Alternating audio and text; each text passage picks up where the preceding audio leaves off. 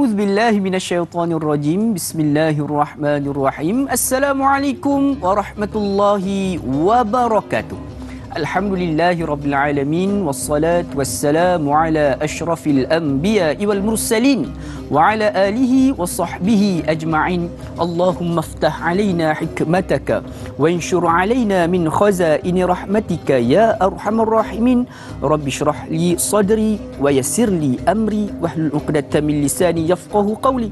Allahumma faqihna fid din wa 'allimna at-ta'wil wahdina ila siratikal mustaqim siratal ladzina an'amta 'alaihim minan nabiyyin was-siddiqin wasyuhada'i was-salihin wa hasuna ulaika rafiqa ya arhamar rahimin. Allahumma barik lana fi Rajab wa Sya'ban wa ballighna Ramadan. Subhanaka la ilma lana illa ma 'allamtana innaka antal alimul hakim. Amin ya rabbal alamin. Apa khabar sidang penonton sekalian? Selamat pagi, sabahul khair, good morning diucapkan kepada sahabat-sahabat penonton setia rancangan soal jawab agama nombor 1 di Malaysia. Tak lain dan tak bukan, Tanyalah Ustaz biar tahu, jangan keliru. Alhamdulillah, pertama-tamanya sama-sama kita panjatkan kesyukuran kita kepada Allah Subhanahu Wa Taala kerana dengan izinnya, dengan peluang yang Allah Subhanahu Wa Taala berikan di atas asbab kehidupan kita ini, mudah-mudahan setiap apa yang kita lakukan di atas muka bumi ini tidak lain tidak bukan salah satu cara untuk kita menghambakan diri kita kepada Allah Subhanahu Wa Taala. Seterusnya untuk kita bersama-sama mencari satu jalan penyelesaian agar kita dipermudahkan untuk memasuki syurga Allah Subhanahu Wa Taala yang kekal abadi. Amin ya rabbal alamin. Bertemu lagi kita untuk edisi 5 Februari 2023 bersamaan 14 Rajab 1444 Hijrah. Pertemuan kita pada pagi ini mudah-mudahan diberkati Allah Subhanahu Wa Taala dan didoakan setiap apa yang kita lakukan pada hari ini diberikan kemudahan oleh Allah Subhanahu Wa Taala insya-Allah. Jadi sedap tu sekalian, dalam rancangan Tanyalah Ustaz biar tahu jangan keliru, setiap hari kita membawakan topik-topik yang menarik, topik-topik yang penting untuk kita sama-sama pelajari, untuk sama-sama kita fahami. Dan insya-Allah pada pagi ini menerusi silibus munakahat, kita akan mempelajari satu perkara yang cukup penting sebenarnya.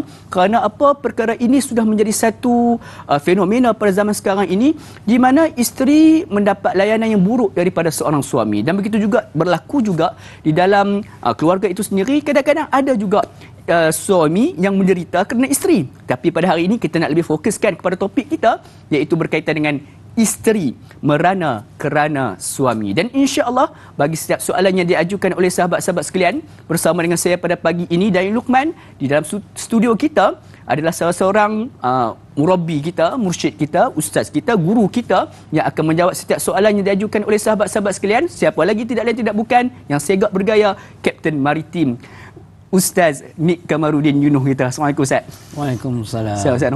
Kabar waras. Alhamdulillah waras. Sihat Ustaz? Alhamdulillah insya-Allah. Jadi saudara sekalian, ada sebarang soalan yang ingin diajukan kepada kami seperti biasa, boleh untuk terus berhubung dengan kami di talian 1800881677 ataupun menerusi laman media sosial rasmi kami di Facebook Tanyalah Ustaz TV3 insya-Allah. Jadi sebagai permulaannya, kita mendengar sedikit tausiah dan juga mukadimah pendahuluan untuk kita punya tajuk ataupun topik pada pagi ini, iaitu berkaitan dengan isteri merana kerana suami. Silakan Ustaz. Bismillahirrahmanirrahim. Assalamualaikum warahmatullahi wabarakatuh. Alhamdulillahirabbil alamin wassalatu wassalamu ala asyrafil anbiya wal mursalin wa ala alihi wa sahbihi ajma'in thumma amma ba'd. Jadi bila diwar-warkan tajuk isteri merana ni, begitu ramai di kalangan kawan-kawan, sahabat-sahabat anda yang terdekat, yang terjauh pun ada. Dia kata, Pak Nik, Ustaz Niki jawab elok-elok, dia kata sensasi tajuk, dia kata itu isteri merana, bagaimana kalau kita merana, dia kata. Okey. Saya pun teringat pada satu ayat Quran yang sering kita baca dalam surah An-Nisa. Ayat pertama, ya ayyuhan nasu taqu rabbakumul ladzi khalaqakum min nafsin wahidah wa khalaqa minha zawjaha وبث منهما رجالا كثيرا ونساء واتقوا الله الذي تساءلون به والأرحام إن الله كان عليكم رقيبا. Iaitu Allah telah menjadikan kita di kalangan laki-laki daripada jiwa yang satu, daripada Adam dan sebagainya, tidak lain dan tidak bukan untuk kita saling mengenali antara satu sama lain, dan untuk kita saling melengkapi antara isteri dan juga suami. Tetapi terkadang apa yang disarankan oleh Allah Subhanahu Wa Taala tidak berlaku sebagaimana yang diperintahkan, bukan hanya dari segi diri sendiri, dari segi keluarga, dari segi kepimpinan yang lain dan sebagainya. Oleh kerana itu, insya-Allah di kesempatan masa pada hari ini kita cuba melihat dan merungkai bagaimana terananya sang isteri di perbuatan sang suami. Mungkin di sana ada sebab-sebab atau faktor yang menyebabkan terananya seorang isteri kerana perbuatan suami, dan sudah pasti dia bercanggah dengan hukum Allah Subhanahu Wa Taala. Maka kita semua hendaklah kembali semula kepada ajaran agama yang sebenar, iaitu agama yang telah diajar oleh Nabi kita Muhammad sallallahu alaihi wasallam melalui Al-Quran maupun hadis, ijma' maupun qiyas. Insya-Allah di keterbatasan masa 2 jam mungkin lebih kurang, kita akan sama-sama untuk merungkai keteranaan seorang isteri kerana kenakalan, mungkin kerana kecuaian seorang suami, insya-Allah. Insya-Allah. Jadi satu perkara yang cukup kita perlu titik beratkan, iaitu melakukan meranakan isteri itu merupakan satu perkara yang dilarang oleh Allah Subhanahu Wa Taala, insya-Allah. Jadi kita teruskan perbincangan kita pada pagi ini dengan menerusi satu soalan daripada sahabat Facebook kita, daripada saudara Fadli Mat Shah. Assalamualaikum. Waalaikumsalam warahmatullahi wabarakatuh. Soalan saya, apakah sikap tingkah laku mulia yang Rasulullah sallallahu alaihi wasallam lakukan terhadap isteri-isteri baginda, yakni berkasih sayang, yang sepatutnya kita sebagai umatnya mengambil ibrah? Mohon pencerahan. Terima kasih. #biar tahu jangan keliru. Silakan. Baik, sahabat-sahabat yang dikasihi sekalian, moga-moga semua telah berada di depan televisyen untuk menengok tajuk yang keci. Tajuk yang cukup penting, iaitu merana. Padahal soalan merana isteri kerana suami. Tengok soalan tadi bagaimana pekerti ataupun adab yang dilakukan oleh Nabi sallallahu alaihi wasallam. Baik, pada seawal perkahwinan Nabi sallallahu alaihi wasallam dalam usia 40-an, usia isteri 40-an, baginda Nabi sallallahu alaihi wasallam usia 25 tahun, iaitu dengan Sayyidatina Khadijah Khuwailid, bonda kita. Dan pada ketika itu tidak berlaku lagi sehingga usia 53 tahun kurang lebih tidak berlaku poligami. Tetapi jangan kita menampakkan bahawasanya bila poligami itu baru berlaku adil. Itu salah. Itu teramat salah. Adil ini ayyuti haqqahu haqqah, iaitu kita memberikan haknya akan haknya. Maknanya kalau kita seorang diri pun wajib melakukan keadilan.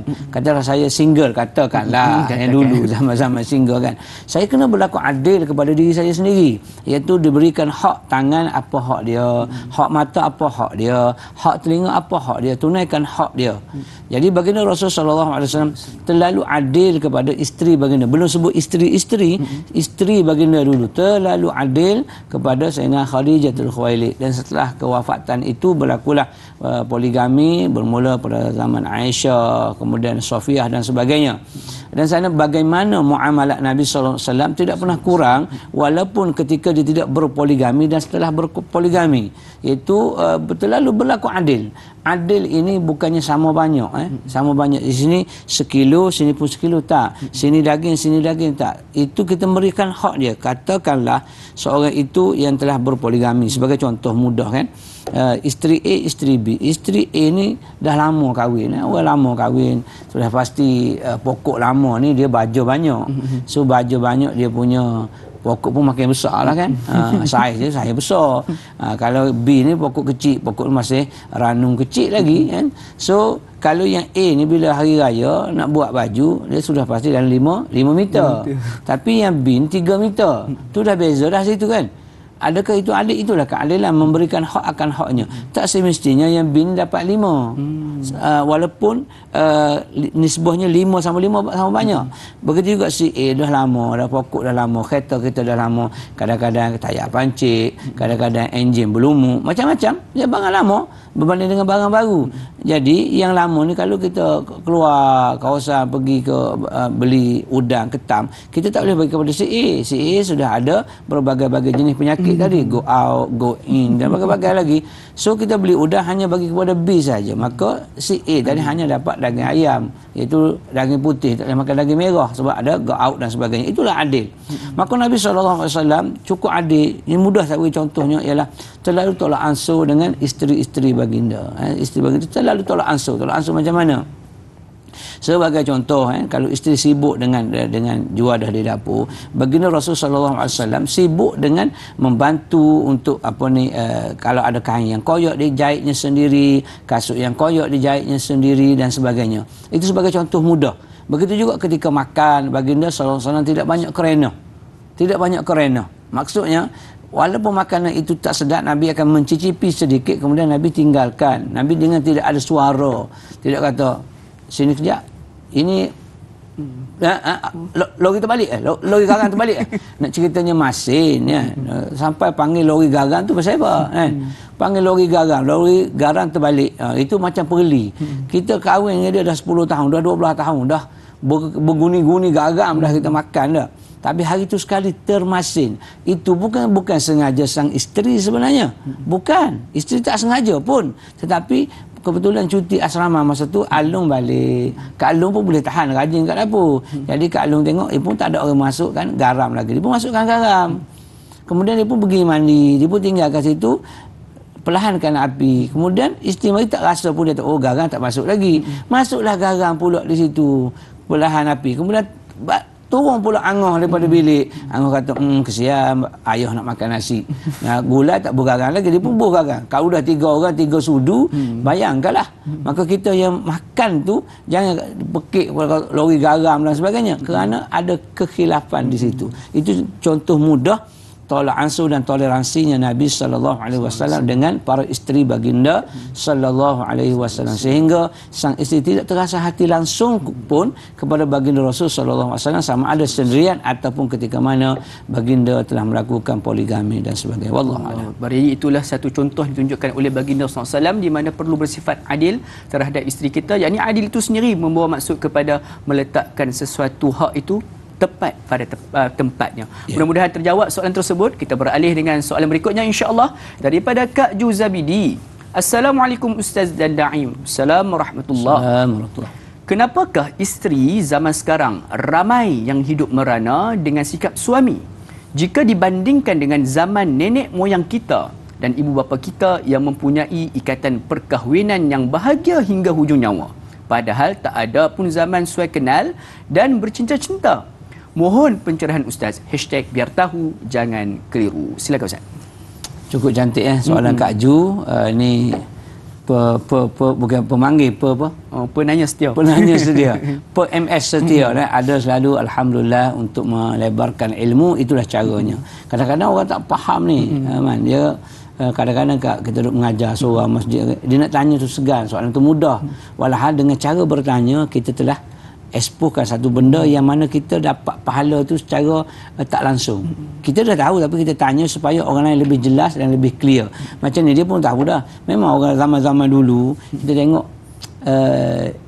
ada berlaku susah dan sebagainya. Tetapi kesusahan mereka, kemeranaan mereka dengan makannya tak tentu hala, makan ikan dia kadang-kadang ayam nak jumpa seminggu sekali pun tak ada, daging pun begitu juga. Hidup sama-sama susah. Yang ringan sama di jinjing, yang berat sama dipikul pada ketika itu. Tapi zaman-zaman moden sekarang, zaman bercinta-cintun sekarang pun, daripada awal sebelum berkahwin dah bercinta-cintun, tapi tidak berapa lama berlaku kemeranaan kerana sang suami. Masa awal-awal perkenalan dulu, ya Allah, ayat bunga-bunga man. Tu zaman dulu. Yang kelebihan orang zaman dulu ni bahasa cinta dia, walaupun dia tidak bercinta-cintaan, tetapi bahasa cinta dia menyebabkan hati tu cair tau. Dia fill in the blank with the correct answer. Jiwa kosong tu terisi kan. Dia tulis kan, sama-sama pecah kaca, pecah gelas, dah baca harap balas kan. Mungkin tak dan zaman-zaman. Dan lagi. Merah pemeru. You marah, I love you. Dia ayat dia tu, ayat-ayat cinta yang hati dia terikat tentulah. Bersama ombak laut Cina Selatan. Kulakarkan baik-baik bicara cintaku padamu. Kulakarkan dengan air mata cinta rindu padamu. Macam biasa tu tulis ayat tu ayat lah, ayat power tu, ayat power. Tapi sebenarnya di Arab lagi hebat tau. Di Arab, saya ingat dulu masa belajar di Mesir, dia kata Gamardin, dia sebut Gamardin, ya Gamardin syufus sama, dia kata, ya Gamardin kau tengok langit. Kata apa? Leh yani syufus sama, kibrus sama bahibak. Iaitu sebesar langit ku menyintaimu. Masya Allah. Bahasa dia halus, bahasa puitis, metaforanya tinggi dan sebagainya. Zaman-zaman dulu, sebab itu mak ayah kita dulu, walaupun dia kata dari segi kejahilan, dari segi meksoh dan sebagainya tak ada. Tapi bagaimana mereka keakraban, mereka ni susah nak merana. Maksudnya, seorang isteri menjiwai akan kesusahan sang suami. Menjiwai kesusahan sang suami. Sang suami seorang petani yang hanya berkebun, mungkin bersawah, mungkin berladang sawit dan sebagainya, sama-sama merasakan kepayahan itu. Oleh kerana rasa sama-sama kepayahan, maka mereka menjiwai. Mereka tak rasa kenapa aku nak rasa nak hidup mewah sedangkan suami aku pun begini je. Zaman sekarang dia, sebab dia dilahirkan dalam suatu suasana yang kemewahan, tiba-tiba duduk dalam keadaan yang agak sedikit kekurangan dari segi makan, minum dan sebagainya, maka dia akan rasa takkanlah makan ni je. Contoh itu anak-anak kita macam tu, takkan ayah makan ni je. Kita dulu makan nasi dengan ikan goreng ke sambal ke tak pernah merungut pun, tak pernah merungut. Ini dia ada rungutan. Bila bermula daripada awal, sebelum berkahwin pun dah ada rungutan kepada ibu dan ayah, maka tak mustahil bila dia berkahwin nanti dia akan merungut kepada sang suami. Alah abang apa benda lah, sebulan sekali takkan tak boleh makan kat luar kot. Takkanlah tak boleh pergi melancong ke mana-mana kot. Dulu mana ada istilah nak pergi melancong, nak pergi situ. Itu yang menyebabkan bila dia nak menyempurnakan kehendak hati dia dan tak dapat, itu dia rasa merana. Dia rasa merana. Dia tak nampak bahawasanya kemeranaan juga tertimpa kepada sang suami. Bila di bawah ini ahli itu minta, abah nak itu, abang nak itu, abi nak itu, nak ini, maka dia akan terasa. Sebab tu di antara ciri isteri yang baik, isteri yang salihah itu ialah dia meminta apa yang diperlukan dan mengikut kemampuan sang suami. Tidak dia minta lebih dan dia tidak mengecilkan pemberian sang suami. Kita boleh rujuk dalam kitab Muhimmah fi Ulumul Hadis yang menceritakan isteri-isteri yang solehah ini begitu keadaannya. Dia menerima seadanya apa yang berlaku dalam keluarga, dalam kehidupan dia dengan sang suami. Kalau susah-susahlah, mana susah sama-sama senampung, sama-sama kita harungi. Itu di antara isteri yang baik disebut oleh Nabi SAW. Idza nazarta ilaiha sarratka, itu isteri yang baik. Bila kamu tengok kepadanya, dia akan mengembirakan kamu. Itu yang paling baik, seronok ya, walaupun hanya dengan sekuntum senyuman daripada sang isteri telah membahagiakan sang suami. Allahu Akbar. Jadi kesengsaraan itu tidak akan wujud sekiranya masing-masing tahu tentang tanggungjawab dan juga bertolak ansur sesama pasangan. Jadi sebenarnya tajuk kita pada pagi ini cukup berat sebab kita nak menjaga hati dan juga perasaan ramai pihak. Namun kita akan kembali sebentar lagi, kita berehat seketika. Jangan kemana, teruskan kekal bersama kami. Tanyalah Ustaz, biar tahu, jangan keliru, insya-Allah.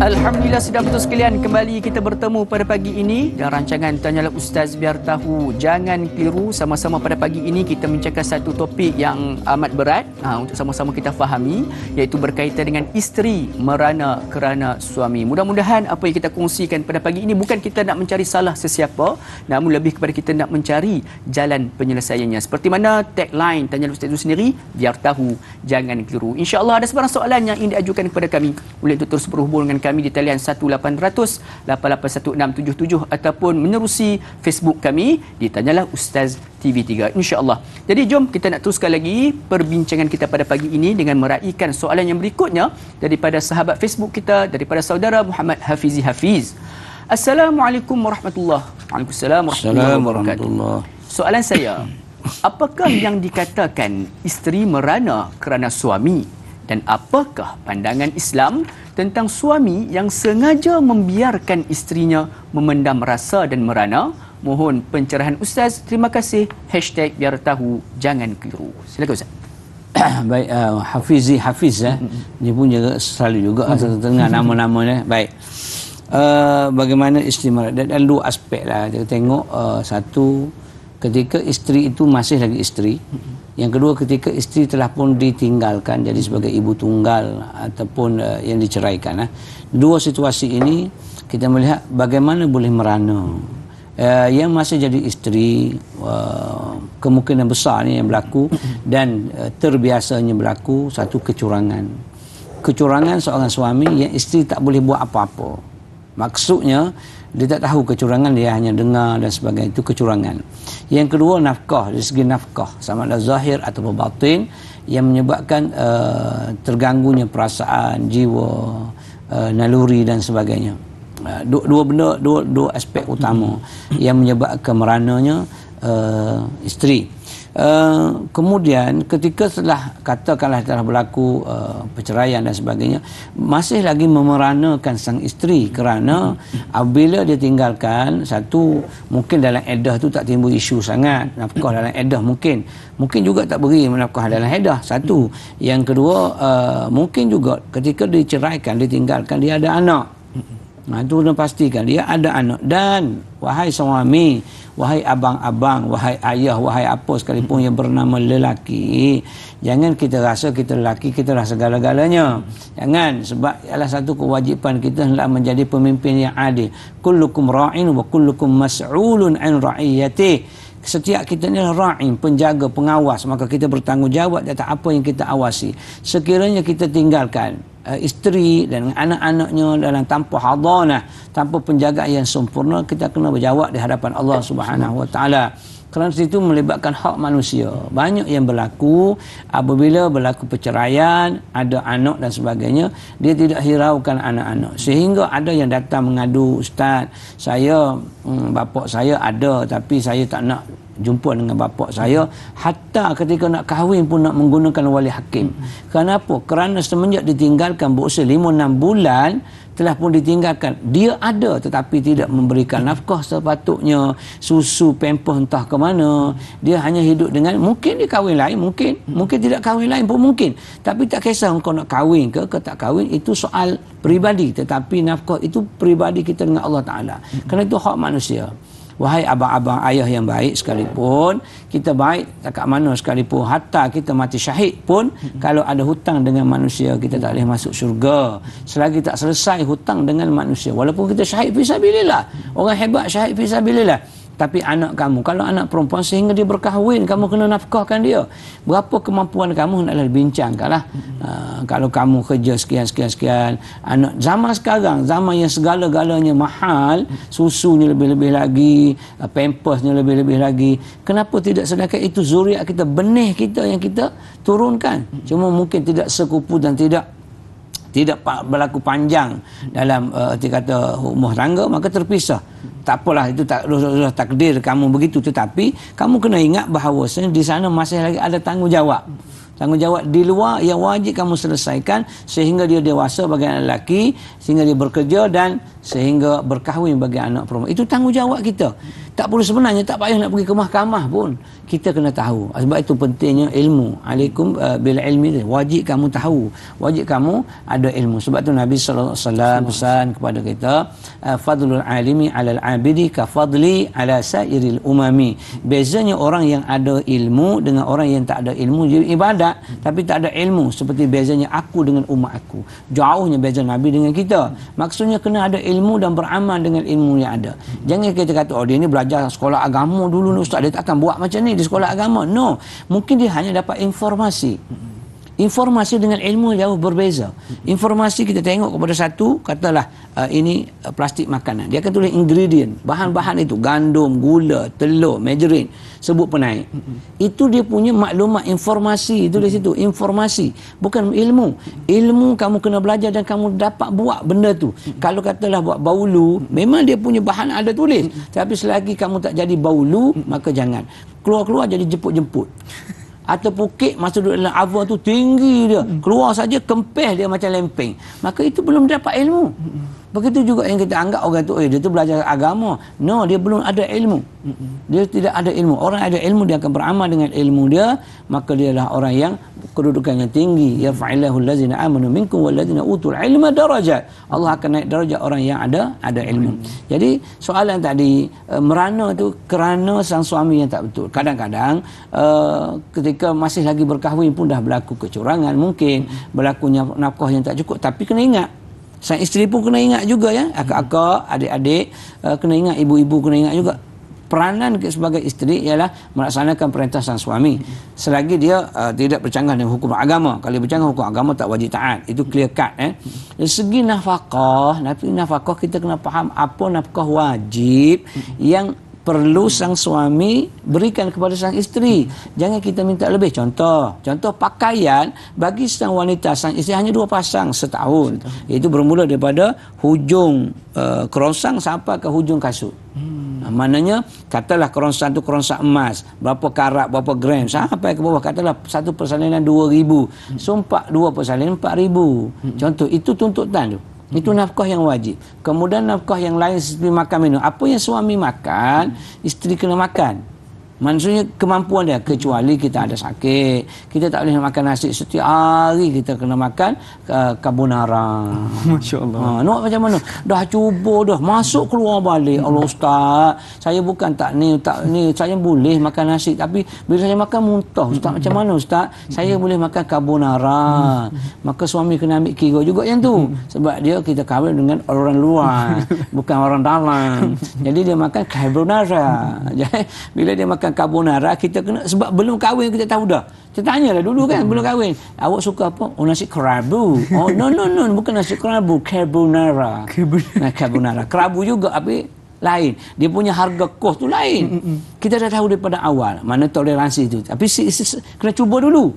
Kena cuba. Mana yang suami pakai, maksudnya bukan pakai suami, maksudnya kemampuan suami itu dengan gajinya, tahapnya. Jangan minta yang dewa-dewa kayangan. Kalau kita peringkat marhin, B40 dan sebagainya, ikut keadaan. Mana kalau kita tahu hak itu dan dia tak laksanakan, maka orang perempuan sang isteri dia rasa merana di situ kerana dia sabar. Tahap kesabaran dia ada tahap sabarnya, dan paling besar sekali, jangan kita expose, jangan kita cerita hal rumah tangga, hal kain rumah tangga kita ni kepada orang sebelah, jiran sebelah, kepada apa sekalipun. Dulu, zaman dulu dia tak ada medsos, tak ada media sosial yang petik semua satu alam jagat ni tahu. Hanya bisik kepada minta maaf nama Cik Moh ke Cik Ruh ke Cik apa kat luar tu, dia lah tukar pemberita biasanya. Jangan cerita kat dia. Kalau zaman tu pun tak boleh cerita, sebab dia akan pupung kat kampung, dia lah pemberita paling sensasi sekali. So tak boleh cerita. Yang boleh cerita ialah kepada orang yang dipercayai, yang akan menyelesaikan masalah kita. Itu dia.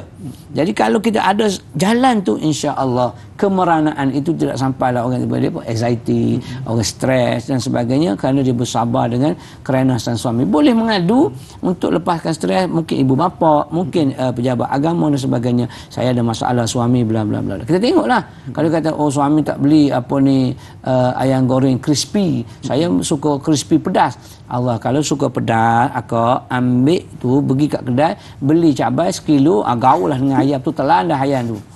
Mungkin benda tu ya. Kadang-kadang benda yang kecil diperbesar-besarkan, mungkin juga. Tapi merana di sini saya nampak ialah mungkin kemeranaan kerana kecurangan, kerana nafkah yang tidak diberikan dengan sesempurna yang mungkin. Tapi kita kena tahu hak masing-masing. Insya-Allah segalanya boleh selesai kalau kita kembali kepada jalan Rasulullah sallallahu alaihi wasallam. yang melaksanakan dengan isteri yang begitu ramai dapat laksanakan dengan sebaik-baiknya. Kalau kita setakat isteri satu pun susah nak handle, macam mana nak handle isteri 2, 3 dan 4? Maksudnya segala-galanya ialah balik semula kepada kita, insya-Allah segalanya akan selesai apabila kembali kepada rujuk Al-Quran dan juga hadis, insya-Allah. Insya-Allah kembali kepada Al-Quran dan juga hadis. Tapi Ustaz, nasib baik minta carbonara, kalau minta lamb shank setiap hari Ustaz. Masya-Allah. Sheng kita sheng terus. Kita pun sheng terus. Jadi insya-Allah dua perkongsian yang Ustaz kongsikan tadi berkaitan dengan di antara sebab utama, dua sebab utama, iaitu pertama kecurangan suami dan yang keduanya adalah disebabkan oleh kecuaian pemberian nafkah oleh suami. Itu yang menyebabkan ramai isteri di luar sana yang merana. Jadi insya-Allah mudah-mudahan terjawab soalan tersebut. Kita nak beralih Ustaz dengan soalan berikutnya dengan meraihkan pemanggil di talian. Assalamualaikum, siapa di talian? Waalaikumsalam warahmatullahi wabarakatuh. Dan Ilman dan juga Ustaz Nik Kamarudin, Nik Yunuh atau nama glamour Nik Ustaz Niki. Muhammad Abdul Majid dari Felda Cini Timur 3 Pekah Pahang. Assalamualaikum Ustaz dan Dai. Waalaikumsalam warahmatullahi wabarakatuh. Apa khabar Tuan Haji Omar? Alhamdulillah saya sehat. Ustaz dan Dai sehat ya. Amin, biasalah kita. Silakan soalan pagi ini Tuan Haji Omar. Ya, soalan saya begini Ustaz. Ustaz sering kita dengar, saya pun pernah mengikuti kes ini di Mahkamah Syariah dan ini Ustaz, mereka ni ada pasangan ni nak berpisah kerana ketidak persefahaman di dalam kehidupan seharian berumah tangga ini. Contohlah soalan macam Ustaz kata tadilah, satu nak makan carbonara dan satu lagi nak makan nasi kerabu. Perbezaan selera pun dah beza. Jadi macam mana nak bersefahaman macam ini? Hari-hari isteri buat semuanya tak setuju dek suami, perangai suami tak setuju dek isteri. Tiada persefahaman lagi Ustaz. Soalan saya Ustaz, bagaimanakah kita nak membina persefahaman atau kita cari ke persefahaman?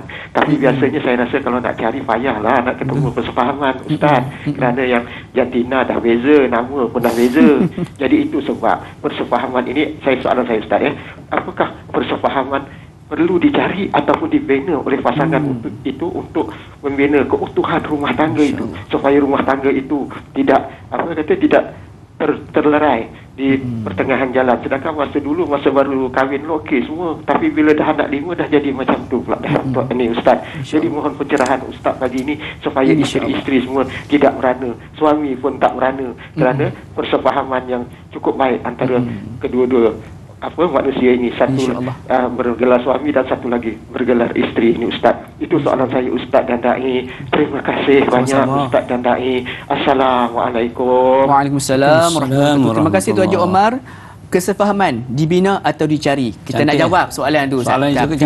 Tapi kita nak berhenti berat seketika. Jangan ke mana-mana, teruskan kekal bersama dengan kami. Tanya Ustaz biar tahu. Jangan keliru, kembali sebentar saja lagi, insya-Allah.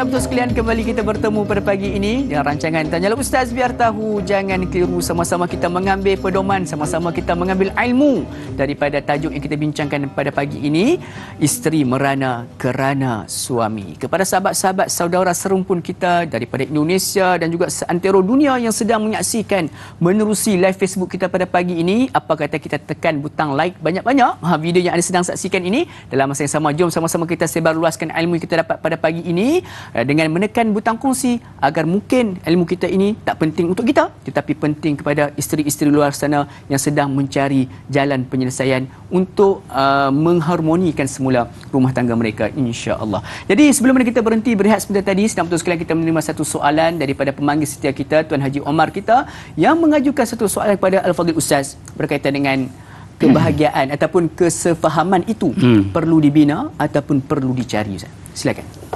Baik, Tuan Haji Umar ni pemanggil tega Ada orang pun dengki juga, dia selalu dapat ni. Dan kadang-kadang orang pun tanya, Ustaz ni ada deal dengan Tuan Haji Umar ke?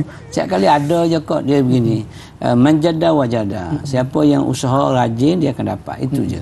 Mana rajin tekan dan soalan dia tu kemunasabahan. Ke segi uslub susunan bahasa pun kita tengok pada Tuan Haji Umar. Bukan nak puji Tuan Haji mana kita sebarkan ilmu. Bagaimana untuk membina atau untuk mencari persefahaman. Betul. Mungkin pada peringkat awal sebelum perkahwinan, ketika itu kita berkenalan rapat, segala yang buruk itu nampak baik, segala yang jauh itu jadi dekat dan sebagainya. Ketika baru-baru berkenalan, bertunang, berkahwin, tapi setelah bukan 5 bulan kahwin, mungkin setelah 5 tahun, setelah dapat 5 orang anak dan sebagainya, titik kasih sayang itu makin pudar. Kita hidup kita ni macam biasalah, kadang-kadang kita bila kita biasa terus macam tu, tidak ada refresh, tidak ada pembaharuan, tidak ada keharmonian yang kita bina sebilang masa, dia akan jadi boring ya. Macam orang masak dia akan kreatif.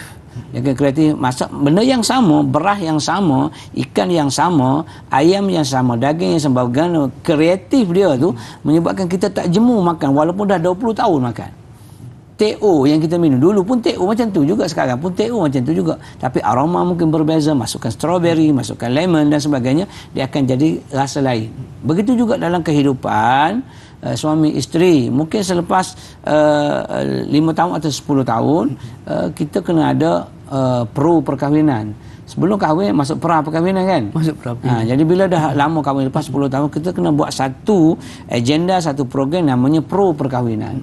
Jadi pro perkahwinan kita ambil otai bagaimana pengalaman dia membina kehidupan sehingga 20 tahun tak pernah mungkin bertekak mungkin, tetapi bertekak yang harmoni. Balas harmoni seperti baru berkahwin dan sebagainya.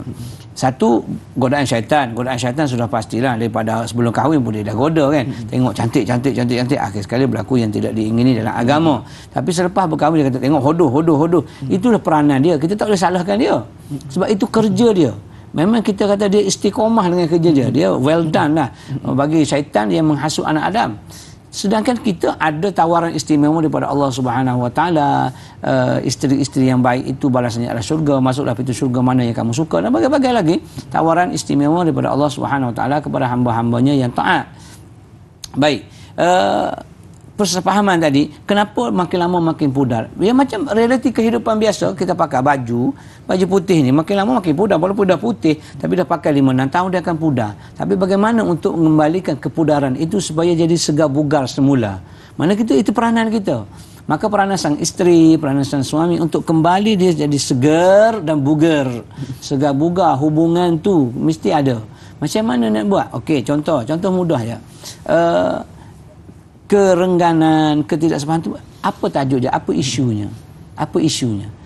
Isunya, kalau kata isunya ialah badan kau sekarang tak sama dengan dulu. So sang isteri kena jaga yang tu. Tapi orang ustaz dah makan bagai-bagai, tak tahan juga. Maka sang suami kena terima seadanya isteri kita. Sebab apa? Sebab apa yang menjadikan sang suami itu jadi rasa isteri nampak tak cantik? Sebab mata kita melihat benda yang cantik di luar. Sebab tu dalam konsep Islam, ghaddul basar, tutup pandangan kamu. Maksudnya jangan melihat di luar itu melebihi daripada hak yang sebenar. Sebagai contoh, hak sebenar di luar, hak bermuamalat, pergi bank, kemudian membeli belah, itu saja. Tapi kalau kamu mengikuti pandangan itu dengan pandangan yang berikutnya, kerana pandangan yang kedua itu adalah nafsu, syaitan. La tatabi'u al-ula bisani. Jangan ikuti pandangan yang pertama dengan pandangan yang kedua. Fa inna lakal ula wa laika lakasaniyah. Itu kata Nabi sallallahu alaihi wasallam kepada Sayyidina Ali. Suatu hari ini kisah Sayyidina Ali datang jumpa Nabi sallallahu alaihi wasallam terkoyak di kening matanya. Nabi kata, "Ma balak? Apa yang kena dengan engkau?" Aku ketika mana aku berjalan dalam rumah kau, aku terkena penjuru atap rumah. Dulu bukan rumah macam rumah sekarang, rumah atap, rumah biasa, pokok kurma. Jadi terkena, kalau kita ikut, aku melihat seorang perempuan yang orang kata yang cantik, yang aku terpesona dengan dia. Jadi aku tengok, aku berjalan, sambil berjalan aku tengok, maka terkenalah penjuru di sini berdarah. Nabi kata pada muka lah lebih kurang kan. Pada muka kau. Nabi kata la tetap, jangan ikuti pandangan yang pertama dengan pandangan yang kedua. Fa innalakal ula wa laisa lakas saniyah. Yang pertama itu hak engkau, rezeki engkau, tapi bukan yang kedua. Sebab tu budak-budak saya kata, ustaz, tengok sekejap, tengok lama tak apa, jangan berkelip. Mana tengok, jangan berkelip. Kita putera tak berkelip. Kita memang tahan lah, mata tahajud punya mata kan. Tak berkelip. Hukumnya sama. Yang pertama ni kita tak tu kali. Itu masuk ghadul basar. Bila kita tutup pandangan, tidak melihat di luar lebih daripada apa yang kita ada, maka kita tidak akan compare. Tidak akan bandingkan sang isteri kita sebesar mana dia 80-80 ke 100-100 ke, kita tak akan banding sebab mata kita tak melihat yang lebih hebat daripada itu. Tapi waktu yang sama, sang isteri hendaklah mencari jalan untuk menjadi hebat semula seperti awal. Tapi sang suami kena ambil kira yang tu, ghadul basar. Islam ajar lama dah ghadul basar, iaitu menutup pandangan. Kerana dengan pandangan itu menyebabkan kita rasa orang di luar tu lebih baik dan sebagainya. Waktu yang sama, sang isteri kena ambil kira juga. Kena ambil kira, usaha untuk kita balik semula kepada dulu, bercakap seperti biasa. Kalau perlu panggil abang, abang perlu panggil sayang, sayang. Jangan kita loket dengan ucapan, dengan kata-kata sayang, kata-kata terima kasih, kata-kata maaf dan sebagainya. Sang suami pun sama juga. Jangan sampai kerana perkara yang kecil sebenarnya menyebabkan kita tidak sepahaman. Maka kita cuba membina semula persepahaman itu melalui refresh, kita keluar, pergi ke mana-mana, tengok yang bagaimana kerukunan orang dulu dan sebagainya. Kita akan kembali semula kepada back to basic macam kita mula-mula kahwin dahulu. Mungkin segi tenaga mungkin tidak sama itu, tapi segi kasih sayang dan sebagainya kita intim seperti mana daripada awal perkahwinan kita dulu. Kena sama-sama mengerti di antara satu sama lain, memahami di antara satu sama lain. Kita mencari titik tolak di mana punca perselisihan itu untuk kita membina sebuah persepahaman. Mana bila kita cari jumpa ini masalahnya, maka kita bina bagaimana untuk membina persepahaman itu. InsyaAllah akan ada kalau kita kembali kepada Nabi SAW sebagai contoh. Nabi SAW setiap hari mendawar bainal azwaj.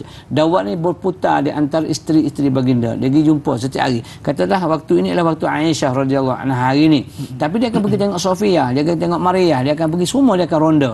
Dia tanya apa khabar, sihat. Kita sebenarnya kalau kita satu beramal dengan tanya khabar, bagi salam, insya-Allah kita dengan kawan kita pun akan rapat jumpa, mak, halo apa khabar mak, sihat ni, alhamdulillah. Macam mana apa ni puasa mutih, kau puasa dah hari ni?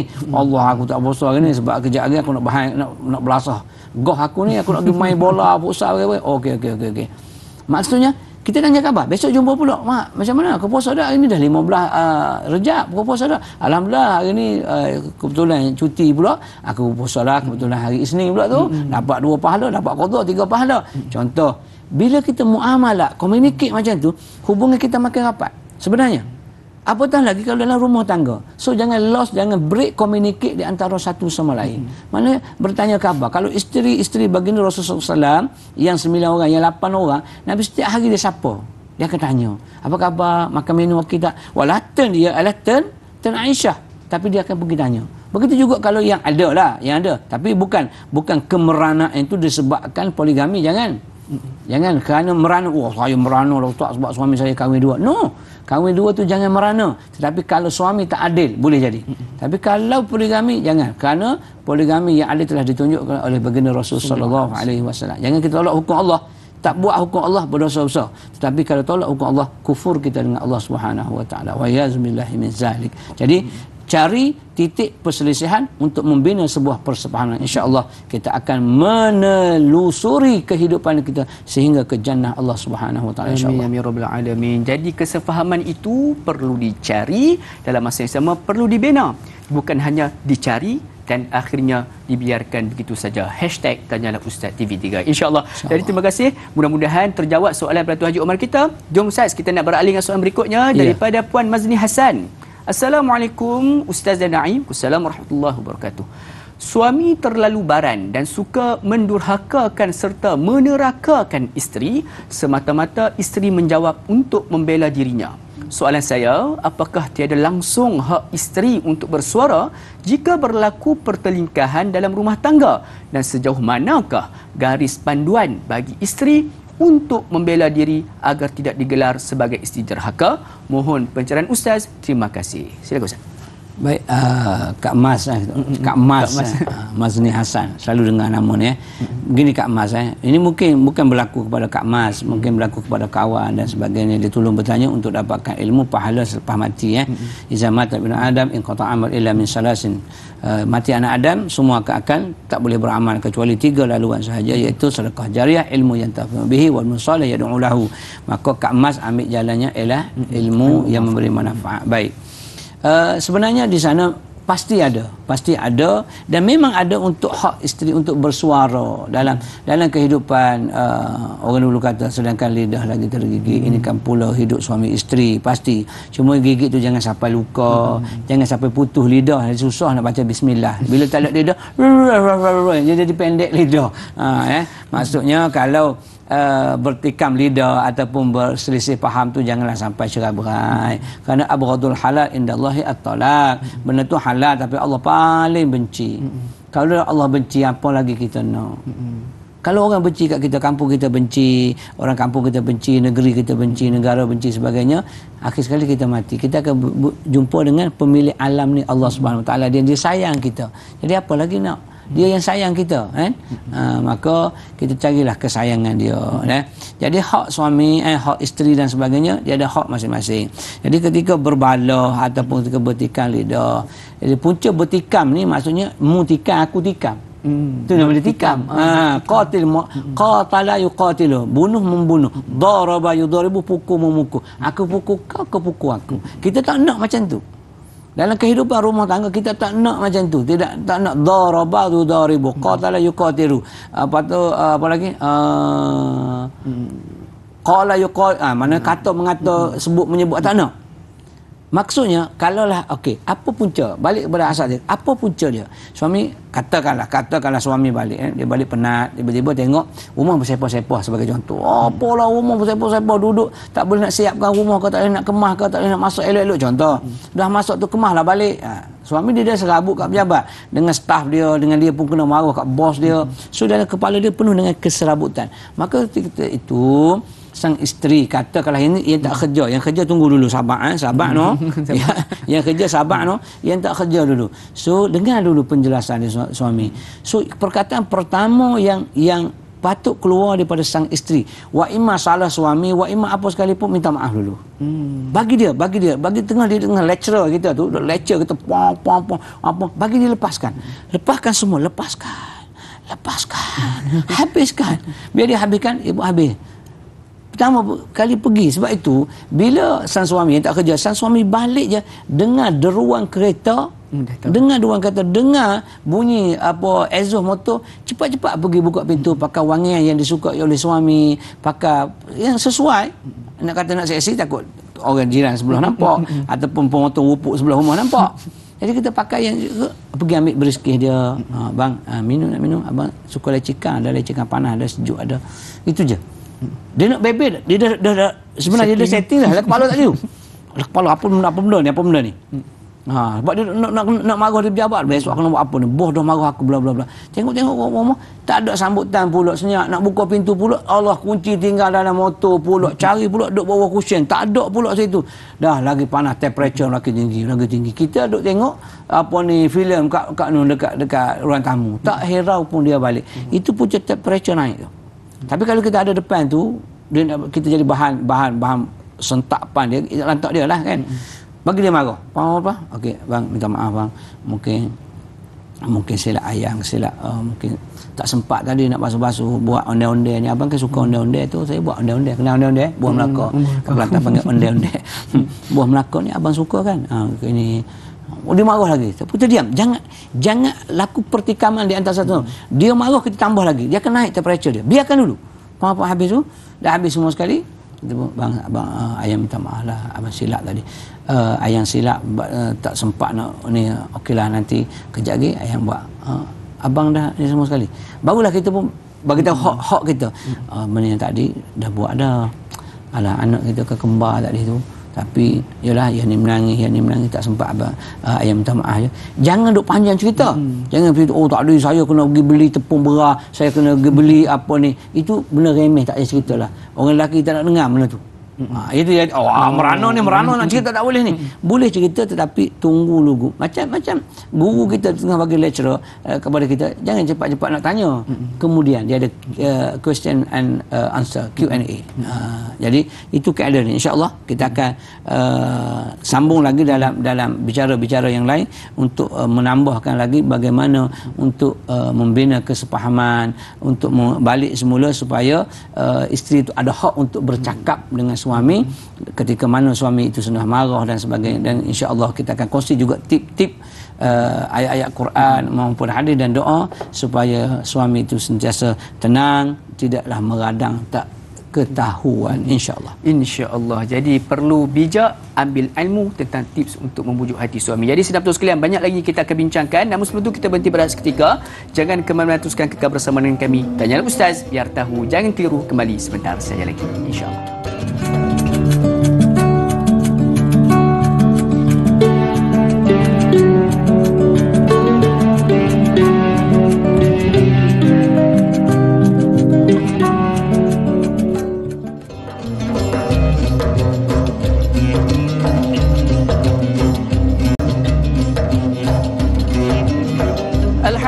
Sekalian, kembali kita bertemu dalam rancangan Tanyalah Ustaz biar tahu, jangan keliru. Sama-sama kita membincangkan topik berkaitan dengan isteri merana kerana suami. Ada sebarang soalan yang diajukan, seperti biasa boleh terus berhubung dengan kami. Mudah-mudahan soalan-soalan yang terjawab itu memberikan makluman dan juga maklumat kepada kita agar kita dapat laksanakan dan juga kita amalkan dalam kehidupan kita, insya-Allah.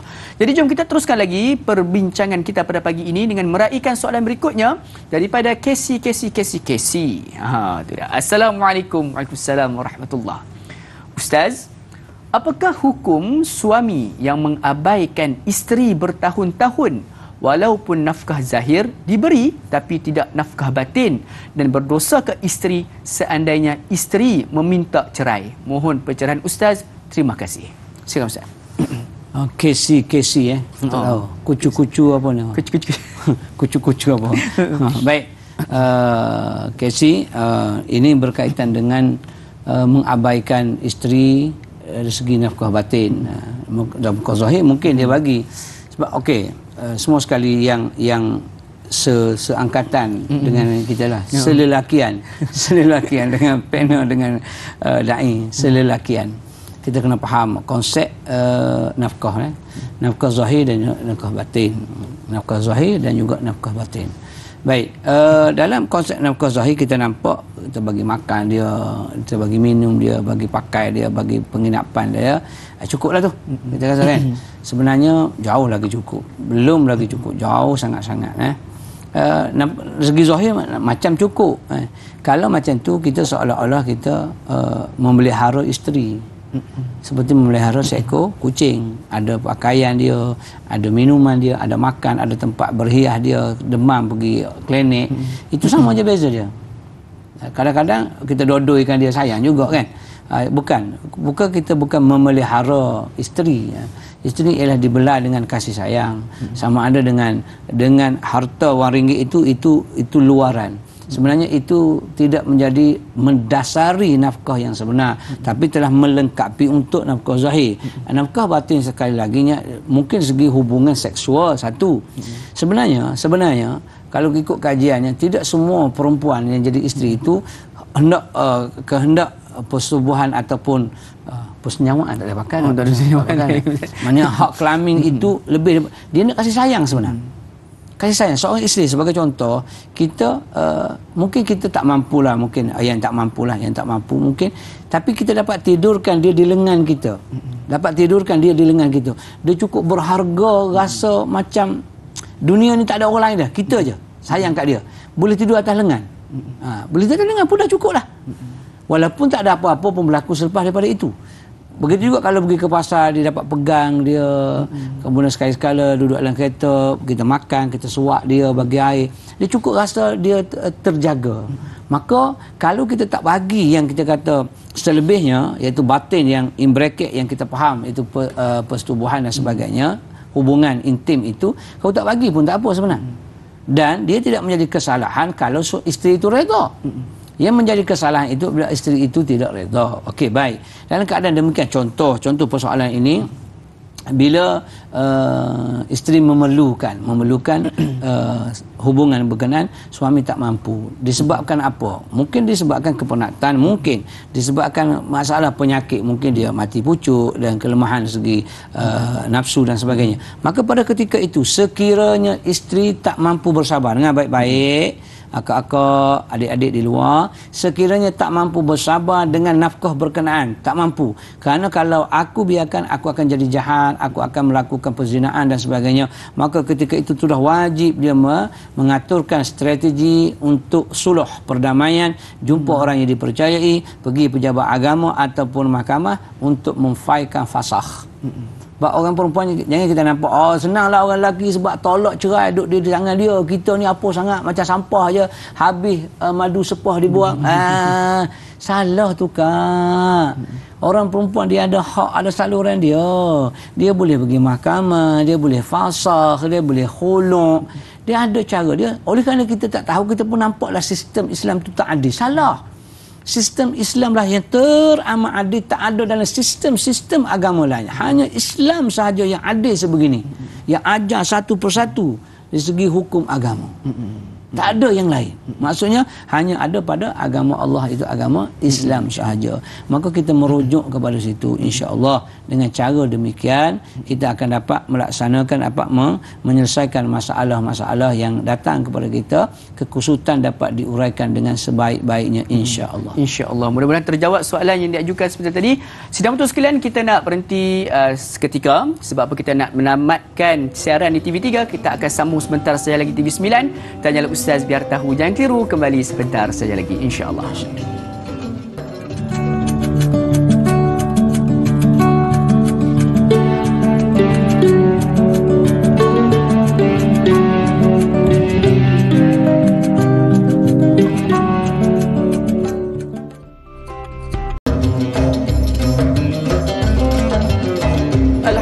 Sekalian, kembali kita bertemu pada pagi ini dalam rancangan Tanyalah Ustaz biar tahu, jangan keliru. Sama-sama kita berkongsi ilmu berkaitan dengan topik yang kita bincangkan, isteri merana kerana suami. Tak dapat disangka lagi pada zaman sekarang ini, pada zaman teknologi maklumat ini, semua serba pantas, dan kadang-kadang kita lihat banyak kisah-kisah tragis berkaitan dengan di antara suami isteri berlaku pergaduhan, ada suami sengsara, ada isteri merana dan sebagainya. Dan insya-Allah mudah-mudahan pertemuan kita pada pagi ini merungkaikan segala kekeliruan dalam masa yang sama, mampu untuk mengharmonikan. Mungkin ada di antara kita ini yang sedang mengalami masalah rumah tangga. Mudah-mudahan sedikit perkongsian kita pada pagi ini mampu untuk memberikan satu jalan keluar di atas permasalahan kita, insya-Allah. Ada sebarang soalan yang diajukan, boleh untuk terus berhubung dengan kami di talian 1800881677 ataupun menerusi laman media sosial rasmi kami di Tanyalah Ustaz TV3, insya-Allah. Jadi jom kita teruskan lagi perbincangan kita pada pagi ini dengan meraihkan soalan berikutnya daripada penanya setia kita, Puan Salrasi Cici. Assalamualaikum Ustaz dan Da'i. Waalaikumsalam warahmatullahi. Seorang suami yang curang mengabaikan tanggungjawab zahir dan batin kepada isteri dan anak-anaknya, yang mana isteri terpaksa menggalas tanggungjawab sebagai ketua keluarga, membesarkan anak-anak mereka. Sudah begitu, isteri digantung tidak bertali pula. Dibiarkan isteri dan anak-anak mengharungi kehidupan tanpa suami dan ayah. Dek keseronokan dunia, si ayah leka dan lalai dalam tugas yang Allah amanahkan. Mohon komen Ustaz. Syukran. #biar tahu, jangan keliru. Silakan Ustaz. Masalah betul lah. Ni macam ni kena tampar je ni. Baik okey, baik Kak. Sarrasi. Laki perempuan ni? Perempuan. Sarrasi Cici. Okey, baik. Tanggungjawab dipindahkan kepada sang isteri. Maksudnya nafkah itu adalah nafkah yang wajib dilaksanakan oleh sang suami. Maka di sini berlaku nusyuz kepada suami. Biasa kita dengar nusyuz ni perempuan saja. Tapi sebenarnya nusyuz ni berlaku juga kepada seorang suami yang mana mengabaikan tanggungjawab zahir maupun batin. Zahir maupun batin. Dalam isu hak batin yang kita sebut dalam awal tadi di TV3, iaitu masalah batin itu masalah yang kita kata yang itu terserah kepada sang isteri sebenarnya. Kalau dia mampu untuk sabar dengan keadaan yang ada, silakan. Tapi kalau dia tak mampu sehingga dia nak menuntut cerai, sebab tu ada saluran dia. Orang perempuan ada fasakh dan juga ada khulu', tebuh talak.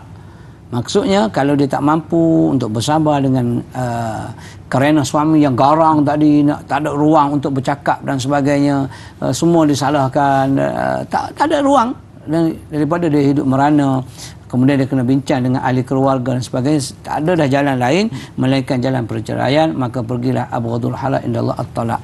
Halal tapi Allah benci ialah perceraian, kerana orang yang berkahwin itu dia telah membinakan masjid. Orang sebut atau bina masjid, bila dia bercerai telah merobohkan masjid ataupun telah menggegarkan arasy Allah Subhanahu Wa Taala.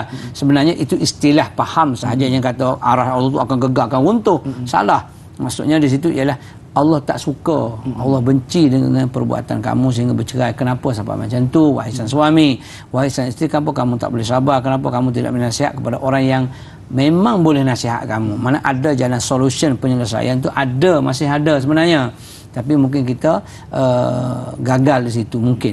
Tapi kalau akhirnya memang dah suluh, dah jumpa ibu bapa dan nasihat kaunseling, memang suami itu tak berubah juga, masih dengan barang dia, masih dengan nafkah tak berikan dan sebagainya. Masuk juga soalan cici-cici ni, iaitu nafkah telah berubah kepada isteri, segala tanggungjawab. Sebab mungkin sang suami hanya kerja gajinya rendah, kecil sebagai contoh, dan ketika itu isteri gajinya agak lebih besar dan lebih berada daripada sang suami. Maka ketika itu suami telah mengabaikan, ataupun dia orang kata istilah apa, memikul biawak hidup. Memikul biawak hidup, kasar benar kan. Tak apalah, maksudnya dalam rumah tu dia hanya bergelar suami saja, semua cari makan, duit, belanja anak, belanja sekolah, sehingga belanja dia pun dia sang biawak yang disebut tadi, minta maaf ya, orang dulu orang buat istilah, maksudnya tak gunalah, duk pikul dia seolahnya begitu. Tapi sekiranya isteri sabar dan redha, silakan.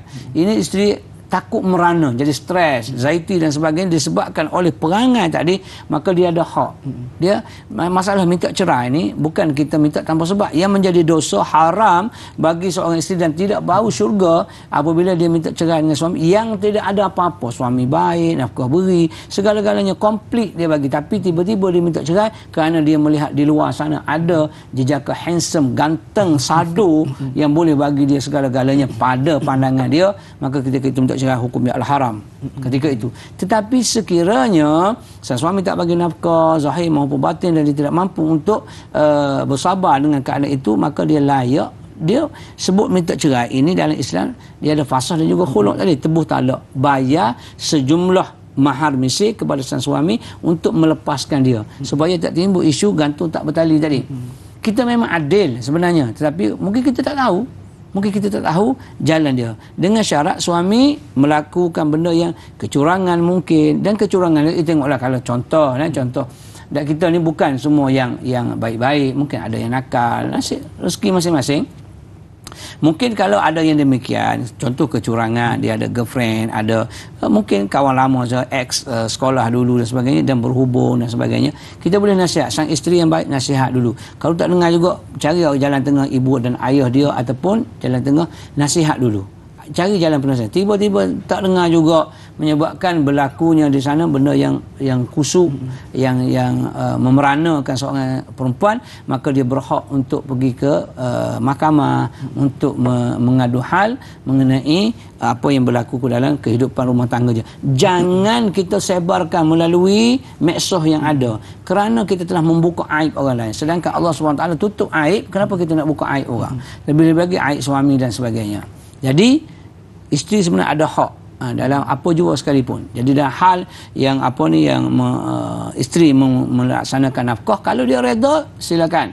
Kalau dia tak reda, maka sang suami adalah berdosa, dan ini digelar sebagai suami yang nusyuz dan layak untuk diadukan di mahkamah dan sebagainya untuk dia berpisah, sama ada secara fasakh, iaitu fasakh ini ialah perceraian melalui kuasa qadi atau kuasa mahkamah. Khulu' ialah sang isteri membayar sejumlah wang yang dituntut semahar misil, iaitu mahar akad nikah dulu. Kalau kata 10,000, bayar balik 10,000, dan dia berhak untuk berpisah daripada sang suami kerana tak sanggup hidup dengan suami yang barang, suami yang tak bayar nafkah, suami yang berpeleseran, suami yang curang, suami yang nusyuk dan sebagainya. Maka dia ada hak di situ. Tapi fikir banyak-banyak, anak ada, keluarga ada dan sebagainya. Kalau semua dah fikir, ahli keluarga tolong fikir, mahkamah tolong fikir untuk kita dan terpaksa juga terpisah, maka itulah jalan penyelesaian. Silakan. Tetapi dengan izin Allah, minta juga istikharah dengan Allah SWT agar apa yang kita buat itu terarah dan terhidayah daripada Allah Subhanahu wa taala, insyaallah. Insyaallah. Jadi mudah-mudahan kemungkinan juga satu perceraian itu adalah satu cara untuk mengeluarkan daripada melakunya satu kezaliman yang lebih besar. Mudah-mudahan kita terbuka dan juga kepada yang bermasalah itu mencari saluran yang tepat untuk kita menyelesaikan masalah rumah tangga kita, insya-Allah. Jadi Ustaz, kita teruskan lagi Ustaz soalan kita dengan soalan daripada Puan Mas Niza. Assalamualaikum. Waalaikumsalam warahmatullahi. Adakah penderaan emosi lebih memberi impak besar berbanding dengan penderaan fizikal yang dialami oleh isteri? Dan soalan kedua, bolehkah Ustaz memberi secara atau tip-tip untuk memulihkan semula perasaan seorang isteri yang merana atas perbuatan suaminya? Terima kasih Ustaz dan atas perkongsian ilmu. #biar tahu jangan keliru. Saya Ustaz. Baik, penderaan emosi dengan penderaan fizikal. Okey, fizikal tu nampak luka, berdarah, mungkin kita boleh balut dan sebagainya. Tetapi kalau penderaan emosi, orang tak nampak. Macam orang yang berjumpa dengan doktor sakit fizikal, dengan orang yang berjumpa dengan tuan guru, orang yang merawat kebatinan dalaman. Dia beza. Kita tak nampak. Bila kita pergi ke masjid, kita pergi ke surau, itu sebenarnya rawatan, terapi jiwa sebenarnya tu. Itu adalah tempat yang untuk merapi jiwa kita, terapi. Tapi orang tak pergi ke situ. Orang pergi ke tempat-tempat lain. Okey. It's okay. Maksudnya, kalaulah agama kamu itu mengata tenangnya bila kamu pergi ke karaoke, pergi agama kamu. Tapi agama Islam kata untuk terapi ini pergi ke rumah Allah, pergi ke Baitullahil Haram, pergi ziarah Nabi sallallahu alaihi wasallam, umrah dan sebagainya. Itu terapi dia untuk memulihkan emosi dalaman kita. Sebab matinya ikan kerana tidak ada air, matinya hati kerana tidak ada zikir. Itu kena faham konsep tu. Mana ikan mati sebab tak ada air, tapi jiwa, perasaan, sanubari kita akan mati kerana tidak ada zikir kepada Allah. Maka di antara zikir itu ialah kita baca Quran, dengan nasihat orang, berada di majlis ilmu, taman syurga, raudhah Nabi dan sebagainya. Itu kaedah. Jadi penderaan emosi benar lebih berat daripada penderaan fizikal. Maka kalau demikian, kalau sang suami itu mendera segi emosi, perasaan dan sebagainya, maka adakah dia ada hak untuk dia akan menyebabkan sang isteri itu akan merana, tertekan, stres, akan berlakulah yang kata nak bunuh diri, nak terjun bangunan dan sebagainya. Kita banyak baca berita. Kenapa dia jadi macam tu? Kenapa? Stres Ustaz. Yes. Okey. Ini sebagai tip dia, pedoman dia. Yang pertamanya, menjadikan Allah dan juga Rasul tempat yang paling kita sayangi. Tempat kita mengadu masalah ialah Allah dan juga Rasul. Bagaimana disebut oleh Nabi SAW bila mana Sayyidina Umar ditanya kan, Sayyidina tanya oleh Nabi, Umar, siapakah yang kamu yang lebih sayang kan? Mana Umar kata, aku sudah pasti aku sayang kepada kepada Allah dan sayang kepada diri aku, ahli keluarga aku, dan sayang kepada engkau. Maksudnya seolah-olah Allah kemudian ahli keluarga diri dia, kemudian baru Rasulullah. Rasulullah SAW menjawab apa? La yu'minu ahadukum hatta akuna, tidak sempurna iman seorang sehingga kamu menjadi aku ni, menjadikan aku ni ahab, yang lebih engkau sayang min walidika wa walika wan nas ajmain, daripada ayah kamu, daripada anak kamu dan juga manusia sejagat.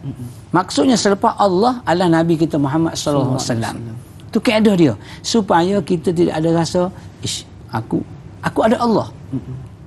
Ingatlah, saya isteri, akak-akak, ibu-ibu yang baik, aku ada Allah. Dan suatu hari nanti aku akan mati. Aku akan balik semula kepada Allah Subhanahu Wa Taala.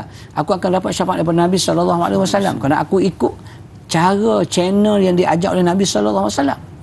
Manusia ni ketiga dah. Material yang ketiga. Maksudnya dari segi makhluk yang dijadikan ini, kita letakkan manusia ke, kenderaan ke, tanah ke, apa benda tu nombor 3 yang kita sayang. Jangan letak dia nombor 1, nombor 2. Kita akan stres, kita akan terkesan dengan Orang yang kita sayang tiba-tiba tidak berikan apa yang kita nak. Sepatutnya kita nak 100% banyak ni, tapi dia beri hanya banyak ni saja. Kita akan stres, kita akan tertekan, akan berlakulah kemeranaan dan sebagainya. Jadi kembali semula kita kepada ajaran agama kita, insya-Allah, panduan Al-Quran hadis, insya-Allah hidup kita terarah dan terhidayah, insya-Allah. Insya-Allah. Jadikan Allah dan juga Rasul sebagai tempat kita mengadu di atas kesusahan dan juga kepayahan kita. Mudah-mudahan terjawab soalan tersebut. Sidang betul sekalian, banyak lagi kita akan bincangkan, namun kita berehat seketika. Kembali sebentar saja lagi, tanyalah Ustaz, biar tahu jangan keliru, insya-Allah.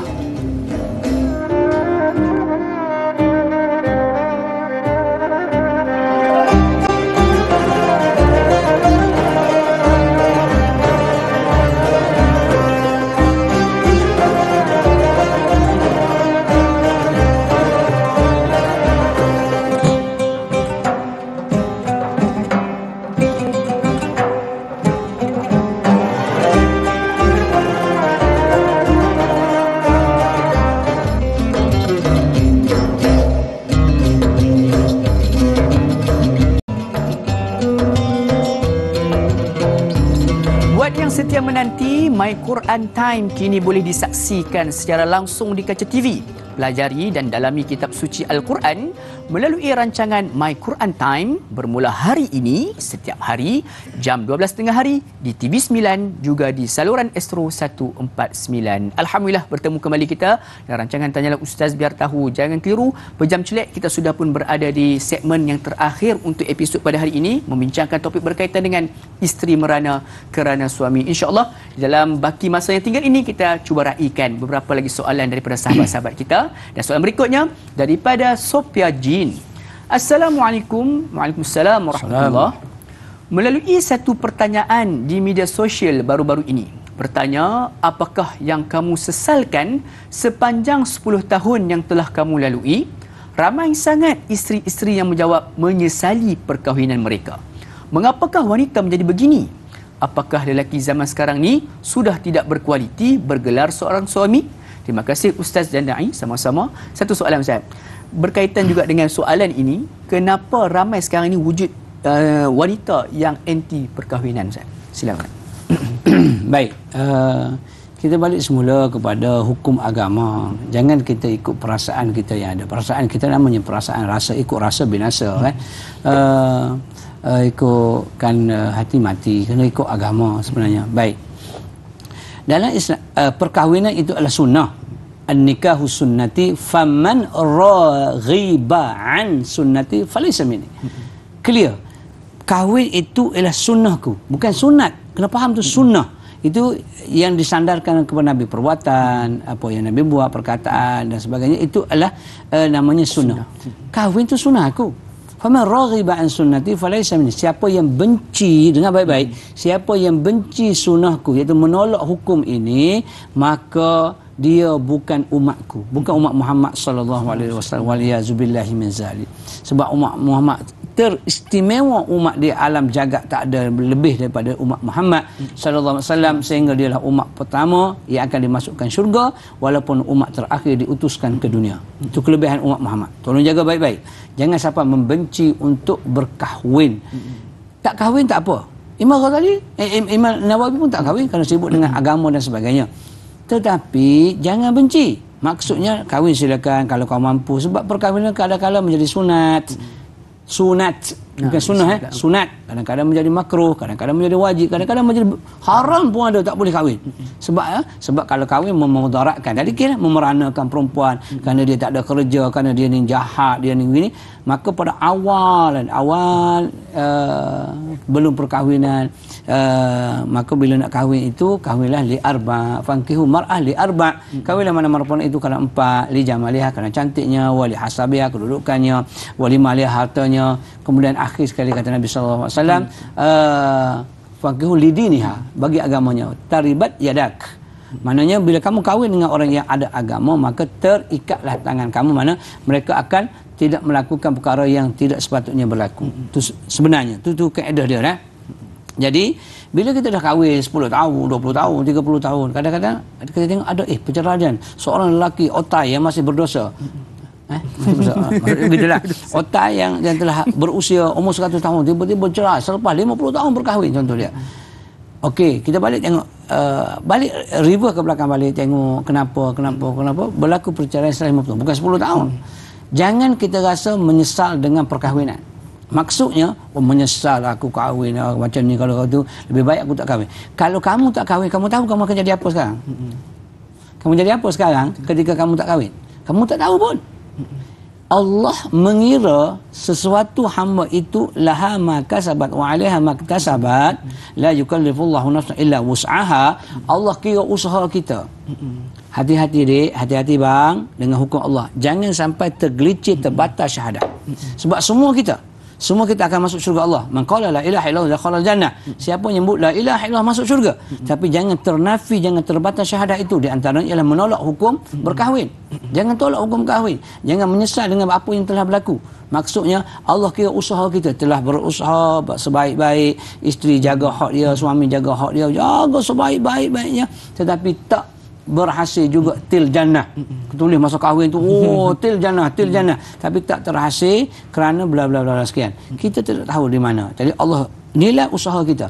Kita datang ke sini tadi ataupun kita nak tengok, tanyalah ustaz sebagai contoh. Tiba-tiba tak dapat tengok kerana dalam perjalanan tadi kita terpaksa membantu orang yang susah dan sebagainya. Maka pahala untuk tengok majlis ilmu berada telah dapat. Nak pergi sembahyang Jumaat, tiba-tiba motor jatuh dalam longkang, kita tolong orang tu. Habis orang sedang berjemaah, maka kita sembahyang seorang tetap akan dapat 27, kerana Allah kira akan apa yang kita telah usahakan bersungguh-sungguh tadi.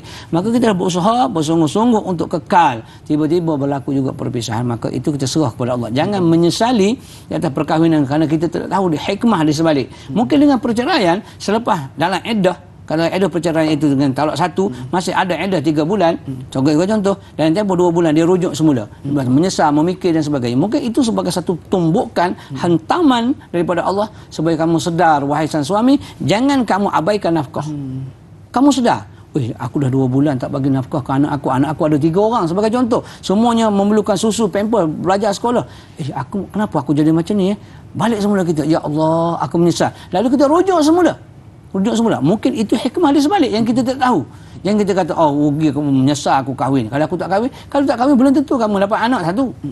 Kalau kamu tak dapat anak, bagaimana kamu nak bahagia dengan Nabi SAW? Nabi bahagia dengan orang yang dapat anak. Contoh Nabi kata, tazawwajul wadudul walud. Kahwinlah kamu mana-mana perempuan yang wadud, yang banyak kasih sayang. Kemudian walud, ya banyak anak. Fa inni mukatsir bikum bikasratil umam. Fa inni mubahim bikum bikasratil umam. Aku rasa megah, rasa seronok kalau kamu menghasilkan banyak anak. Jadi kalau tak kahwin, macam mana dapat anak? Sebagai contoh. Itu sebabnya jangan menyesali, tetapi membetulkan keadaan. Kenapa boleh jadi macam ni, abang? Kenapa boleh jadi macam ni? Kenapa abang tinggalkan tanggungjawab? Aku dah bagi semua harta kat kau.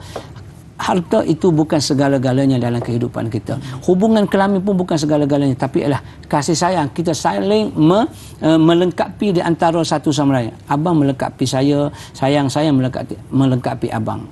Memang ada yang kelompangan itu. Mungkin dengan cara perdamaian itu, mungkin tertutupnya lompang-lompang yang ada. Mungkin lompang itu ditutup oleh orang lain. Mungkin. Kita tak tahu. Hanya Allah yang tahu. Mungkin lompang mana orang lain bantu kita. Mungkin isteri pertama tak dapat bantu untuk menutup lompang yang ada. Mungkin isteri kedua. Wallahu alam, kita tak tahu. Jangan menolak hukum Allah Ta'ala.